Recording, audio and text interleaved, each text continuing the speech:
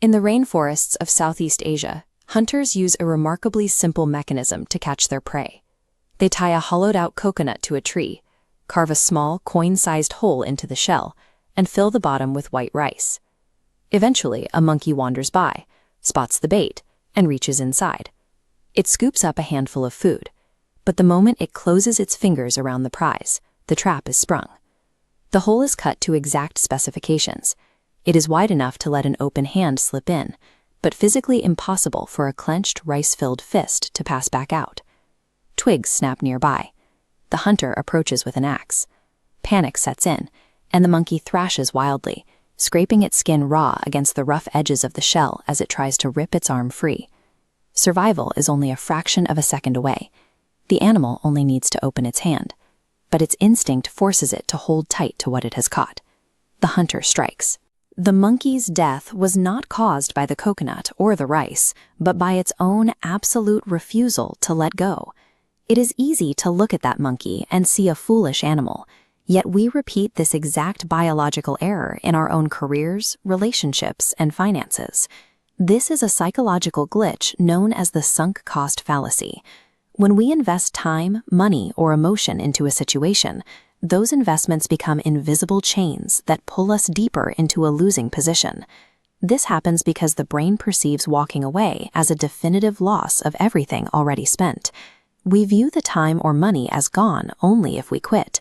To avoid that pain, the mind creates a false binary. It convinces us that holding on is the only way to eventually recover our investment, blinding us to the fact that the situation is deteriorating. As investment grows, the emotional cost of failure begins to outweigh the logical benefit of escaping.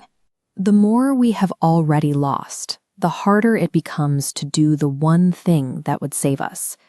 This is visible in the stock market every day. An investor buys a stock, the price peaks, and then it crashes. The portfolio drops 50%, and the investor holds. It falls 90%, becoming a worthless piece of paper, and they still refuse to sell. They use terms like value investing to hide the truth. They aren't waiting for a recovery. They are too afraid to admit the money is lost. The crashing stock is the coconut. The worthless paper is the rice. And the investor is still trapped because their fist is closed tight. This also happens with our ego. Someone overtakes you aggressively on the highway, and you feel a surge of anger. You chase them for kilometers, weaving through traffic and risking your life just for an insult.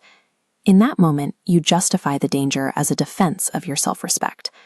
But the reality is, you are risking a fatal collision over a few seconds of frustration. You have invested your safety into a pursuit that offers zero return. Gripping a sunk cost is like grabbing the blade of a sharp sword. The harder you pull to keep from losing what you've put in, the deeper the steel cuts into your hands. Breaking this cycle requires a shift in how we view losing. Accepting a minor loss today is often the only way to prevent a total catastrophe tomorrow. Walking away is a tactical survival move. If you feel stuck, it may not be because the path has ended. It is likely because you are holding on to a strategy that no longer works. Open your hand.